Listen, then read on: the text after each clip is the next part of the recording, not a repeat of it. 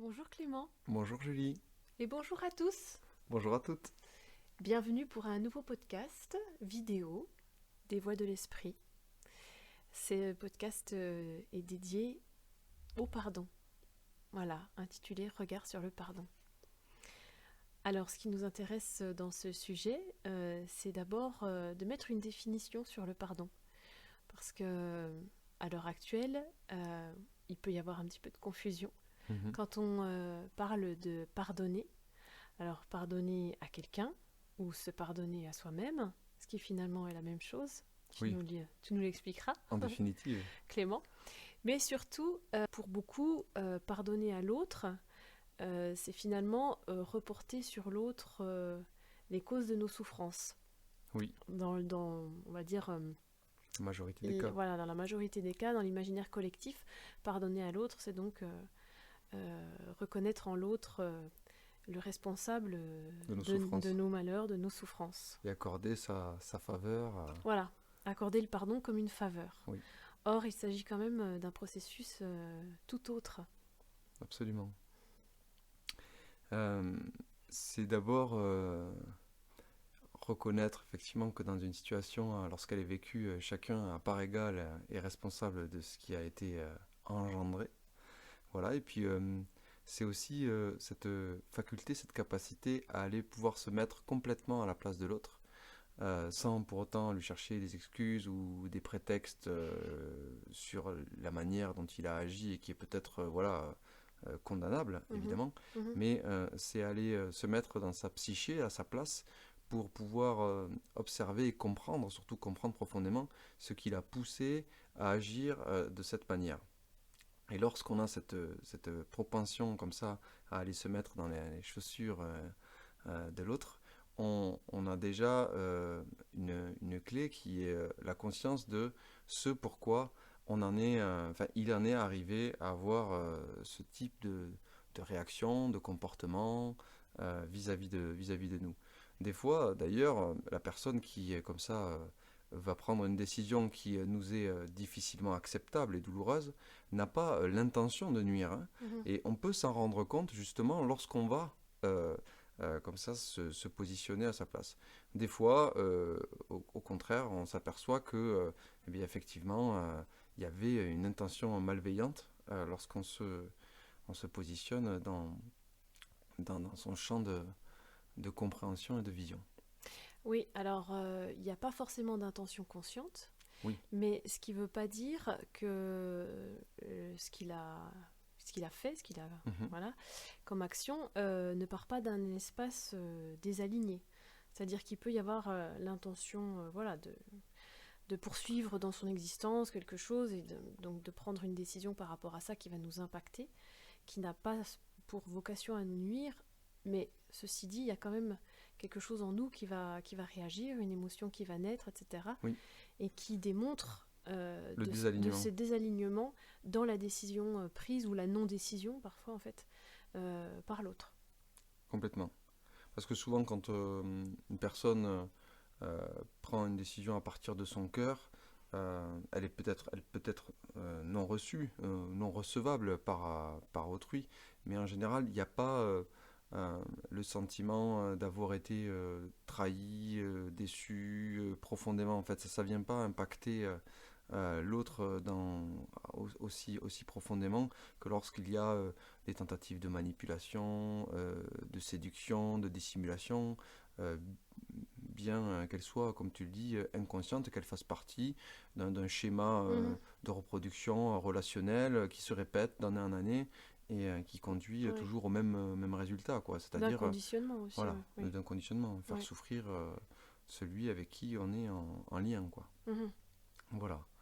Donc c'est sortir effectivement de cette posture de victime lorsqu'on rencontre une situation qui nous a fait souffrir et lorsqu'on se sent, on va dire, euh, qu'on se condamne soi-même d'une certaine manière d'avoir d'avoir offensé l'autre, c'est-à-dire qu'on éprouve de la culpabilité à avoir euh, Provoquer une souffrance, quoi. Enfin, ouais, ouais. provoquer une souffrance, c'est là où on va venir se pardonner pour se réconcilier avec soi et avec la décision qui a été la nôtre, quoi. Mhm. Donc là, c'est la part de compréhension. Donc ça passe par le mental. Enfin, c'est ce que tu expliquais. Oui, C'est comprendre. un peu plus que le mental, parce que pour aller vraiment se mettre à la place de l'autre, il faut aussi que ce soit vraiment la conscience qui regarde d'en haut la situation, Mhm. parce que si c'est que mental, Mhm. effectivement, on va rester en surface. C'est-à-dire qu'on va à un moment donné plutôt être dans le fait de chercher à relativiser ou à minimiser ce qui s'est passé. Le mental, lui, il a cette propension comme ça à vouloir réécrire un peu l'histoire, à vouloir la redorer, à vouloir lisser les choses. Alors que la conscience, elle voit les choses telles qu'elles sont les faits, et on voit effectivement, on comprend le mécanisme psychique de l'autre, les motivations qui l'ont conduit intérieurement à nous faire du mal. En tout cas, ce qu'on a reçu comme étant Oui, oui, c'est ça. À du prendre mal. une décision qui a la conséquence de nous faire du mal. Comme Absolument. tu disais, c'est pas forcément la volonté ni la volonté première de nous faire du mal, en Mm. fait. Pas du tout.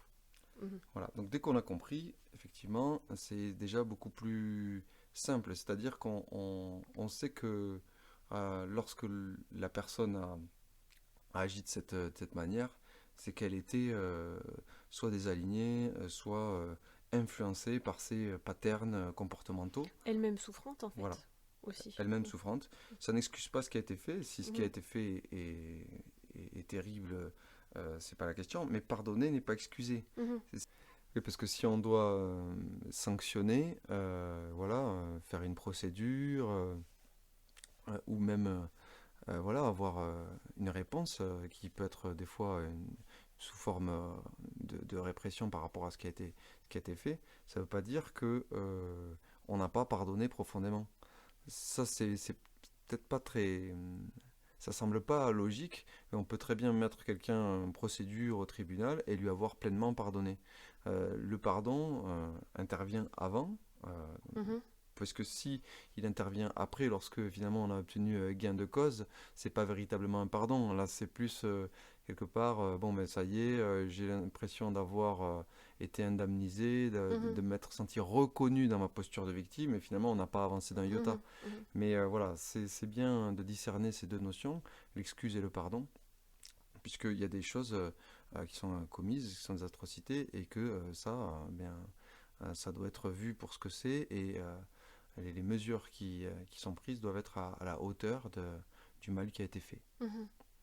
Oui, c'est très intéressant ce que tu dis par rapport à ça. Qu'on peut tout à fait... c'est deux choses différentes entre Mhm. le pardon profondément individuel et puis ce qui va se jouer au niveau de la justice, par exemple, ou Oui, ou de même la de la... reconnaissance, voilà, de la reconnaissance de la gravité en fait de ce qui a été commis, Oui, hein, qui évidemment va nous faire passer dans notre société pour une victime, mais le pardon véritable est détaché en fait de toute notion de victime et de bourreau. C'est en absolument. ça qu'on arrive à la question de la responsabilité et de la conscience, hein, qu'on met dans la responsabilité qu'on peut avoir dans ce qu'on vit. Oui, complètement. Euh, c'est important de comprendre que le pardon, c'est pas mettre un mouchoir sur ce qui s'est passé et dire voilà oublier, faire table Mhm, rase, c'est pas ça. C'est profondément en fait aller à la rencontre en responsabilité, comme tu le dis, de l'émotion qui a été suscitée dans la situation douloureuse qui a été vécue et de pacifier ça. mhm. Euh, Oui, ce que tu veux dire, c'est de se responsabiliser pour ce qu'on a ressenti. oui, Voilà. tout à Mhm, fait. Et lorsqu'on on est dans ce véritable pardon, on peut s'apercevoir qu'à l'évocation de la situation qui a été vécue par le passé, on n'a plus justement la résurgence et la réactivation de toute la charge émotionnelle qui des fois peut prendre la forme de tremblement, de tristesse, oui, de voilà, pleurs. de pleurs, tout à fait. Donc là, ça c'est un gros indicateur qui nous dit qu'on est allé véritablement dissoudre euh, voilà, toute la charge qui était associée à la situation douloureuse. Des fois, on est assez doué et fort pour couper avec Mhm, justement cette émotion. Oui, il y a des personnes qui sont très douées pour ne pas ressentir et penser qu'elles ont pardonné parce qu'elles ne ressentent plus l'émotion. Tout à fait. Mais bon, comme tu le dis, il y a des gens qui sont particulièrement doués pour ça, hein. C'est des Mm. stratégies de survie qui sont mises De en place, protection, de ouais. protection, Mm. qui sont mises en place dès notre plus jeune âge, en fait, hein. Oui, Et chez qui certaines personnes, pour qui c'est très, très fort, en fait, au point qu'elles peuvent penser que, se persuader. voilà, se persuader elles-mêmes qu'elles ont pardonné. Mm. Donc dans ce cas, il y a peut-être d'autres moyens de savoir si on a véritablement pardonné. Oui, si on est de nouveau confronté au même scénario qui se répète avec d'autres protagonistes, avec d'autres personnes, ou des scénarios qui ont voilà, la même saveur, hein, le même goût, ça nous indique qu'effectivement on vibre toujours ça à l'intérieur de nous, ce qu'on a juste mis de côté ou enfoui au plus profond, et la vie nous resserre le même scénario, un scénario qui s'en approche, pour justement qu'on puisse à nouveau le sentir et s'en départir et s'en libérer. Mhm. Et en définitive, qu'on soit finalement offenseur, et donc qu'on ait à se pardonner à soi, ou offensé et qu'on ait à pardonner à l'autre, c'est pareil, puisque c'est toujours cette émotion, soit de culpabilité si on a été le dit bourreau, ou cette émotion de trahison, de déception si on a été la victime.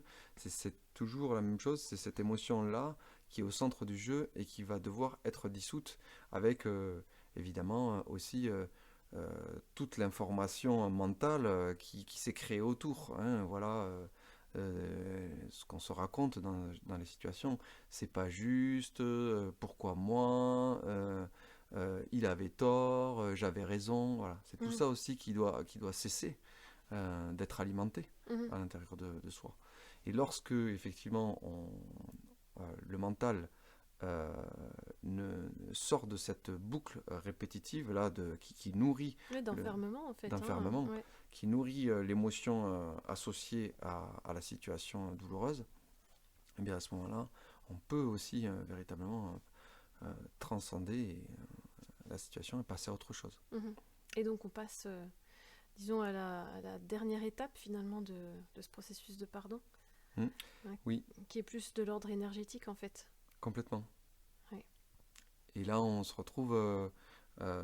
Donc, le mot pardonner prend tout son sens, puisque, en fait, lorsqu'on considère qu'on est victime ou on a été. On a, d'une certaine manière, abandonné notre pouvoir à l'autre, c'est-à-dire, on lui a conféré la faculté et la capacité à nous faire du mal, à ce moment-là, on lui a donné une part de nous. Et pardonner, évidemment, c'est récupérer cette part que l'autre nous a pris, soit parce qu'il a été dans des actes de prédation, de Conscient. violence, Mhm. conscient ou inconscient, hein.